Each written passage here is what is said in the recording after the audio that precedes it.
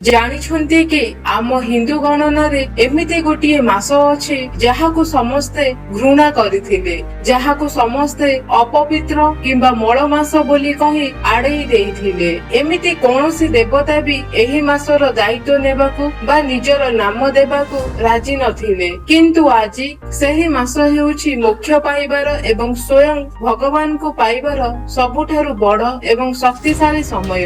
ଆପଣ ଭାବୁଥିବେ ଏହା କେମିତି ସମ୍ଭବ? ଏମିତି କଣ ଘଟିଲା ଯେ ଏକ ଘୃଣିତ ମାସ ସବୁଠାରୁ ପବିତ୍ର ପାଲଟିଗଲା? ସୂର୍ଯ୍ୟଙ୍କ ଗତି ଏବଂ ଚନ୍ଦ୍ରଙ୍କ ଗତି ମଧ୍ୟରେ ଏକ ବଡ ପାର୍ଥକ୍ୟ ରହିଛି। ସୌର ବର୍ଷରେ 365 ଦିନ ଥିବା ବେଳେ ଚନ୍ଦ୍ରମାନ ବର୍ଷରେ ଥାଏ ମାତ୍ର 355 ଦିନ। ଏହି ଦୁଇଟି ଗଣନା ମଧ୍ୟରେ ଥିବା ସମୟର ତାଳମେଳ ରଖିବା ପାଇଁ ପ୍ରତି 3 ବର୍ଷରେ ବା 32 ମାସରେ ଥରେ ଗୋଟିଏ ବଳକା ମାସ ସୃଷ୍ଟି ହୁଏ। ଏହାକୁ ହିଁ ଅଧିମାସ ବା ମଳ ମାସ କୁହାଯାଏ। ଯେହେତୁ ଏହା ଏକ ଅତିରିକ୍ତ ମାସ, ତେଣୁ ଏହାର କୌଣସି ସ୍ୱାମୀ ବା ଅଧିପତି ଦେବତା ନଥିଲେ। ଏହି ମାସଟି ସମ୍ପୂର୍ଣ୍ଣ ଅନାଥ ହୋଇଗଲା।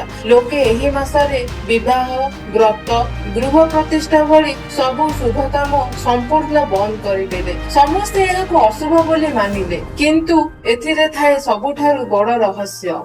ଯେତେବେଳେ ସମସ୍ତେ ଏହି ମଳ ମାସକୁ ତ୍ୟାଗ କଲେ, ସେ ନିଜର ଅପମାନ ସହି ନ ପାରି କାନ୍ଦି କାନ୍ଦି ସିଧା ବୈକୁଣ୍ଠରେ ଯାଇ ପହଞ୍ଚିଲା।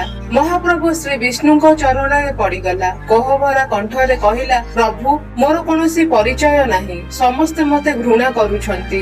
ମତେ ଏହି ଅପମାନରୁ ରକ୍ଷା କରନ୍ତୁ।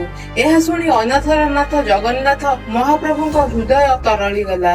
ମହାପ୍ରଭୁ କେବଳ ନିଜ ନାମ ଦେଲେ ନାହିଁ, ଏକ ବହୁତ ବଡ ବରଦାନ ମଧ୍ୟ ଦେଲେ। ଭଗବାନ ବିଷ୍ଣୁ ଘୋଷଣା କଲେ ଯେ ପୁରୁଷୋତ୍ତମ ମାସରେ କରାଯାଇଥିବା ଦୀପଦାନ ଓ ପୂଜା ପବିତ୍ର କାର୍ତ୍ତିକ ମାସ ଠାରୁ 1000 ଗୁଣ ଅଧିକ ପୁଣ୍ୟ ଫଳ ପ୍ରଦାନ କରିବ। କିନ୍ତୁ ସାବଧାନ, ଏହି ଶକ୍ତିଶାଳୀ ସମୟରେ କିଛି ଖାସ ନିୟମ ମାନିବାକୁ ପଡିବ। ଗୋଟିଏ ଛୋଟ ଭୁଲ ଆପଣଙ୍କ ସବୁ ସାଧନାକୁ ନିଷ୍ଫଳ କରିଦେବ।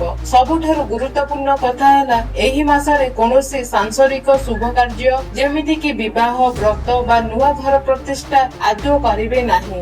ଏହି ପୁରା ମାସରେ କୌଣସି ଆମିଷ, ପିଆଜ କିମ୍ବା ରସୁଣ ଖାଇବେ ନାହିଁ। ସମ୍ପୂର୍ଣ୍ଣ ସାତ୍ୱକ ବା ବିନା ପିଆଜ ରସୁଣରେ ହବିଷ୍ୟାନ୍ନ ହିଁ କରିବେ। ତାହେଲେ ଏହି ଗୁପ୍ତ ମାସରେ କରିବେ କଣ?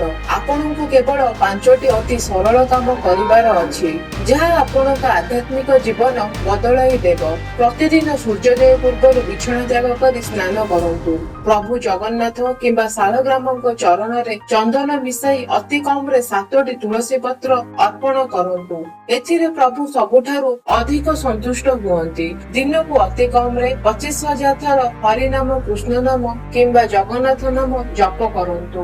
ଆମେ ଦିନକୁ ପାଖାପାଖି 21,600 ଥର ନିଶ୍ୱାସ ନେଉ। ତେଣୁ ଏହି ସଂଖ୍ୟାରେ ନାମ ଜପ କଲେ ସବୁ ପାପ ନଷ୍ଟ ହୋଇଯାଏ।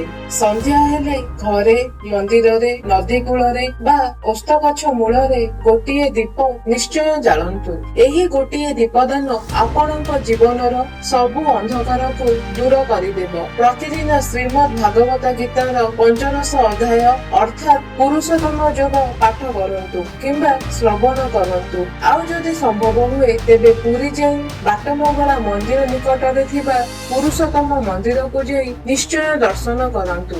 ଟିକେ ଚିନ୍ତା କରନ୍ତୁ, ଯେଉଁ ମାସଟି ସବୁଠାରୁ ତଳେ ଥିଲା, ଯାହାକୁ ସମସ୍ତେ ଏକ ଘର କିଏ କରିଦେଇଥିଲେ, ସେ ଆଜି ସବୁଠାରୁ ଉପରକୁ ଉଠିଗଲା। ସେ ସ୍ୱୟଂ ଭଗବାନଙ୍କ ନାମ ପାଇଗଲା। ଏହା ହେଉଛି ଆମ ଜଗନ୍ନାଥଙ୍କ ପ୍ରକୃତି, ଯିଏ ନିରାଶ୍ରୟ ହୋଇ ସବୁଆଡୁ ନିରାଶ ହୋଇ ତାଙ୍କ ପାଖରେ ଶରଣାଗତ ହୁଏ, ସେ ତାକୁ ସିଧା ନିଜ ହୃଦୟରେ ଲଗାଇ ନିଅନ୍ତି।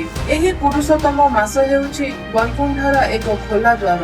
କେବଳ ଗୋଟିଏ ଦୀପ, ଗୋଟିଏ ତୁଳସୀ ପତ୍ର ଏବଂ ସମ୍ପୂର୍ଣ୍ଣ ସମର୍ପଣ ଭାବ, ଏତିକି ଯଥେଷ୍ଟ ସେହି ମହାପ୍ରଭୁଙ୍କୁ ପାଇବା ପାଇଁ। ମହାପ୍ରଭୁ ଦୟା ସିନ୍ଧୁ ଆପଣଙ୍କର ସବୁ ମନସ୍କାମନା ଏହି ପବିତ୍ର ମାସରେ ପୂର୍ଣ୍ଣ କରନ୍ତୁ।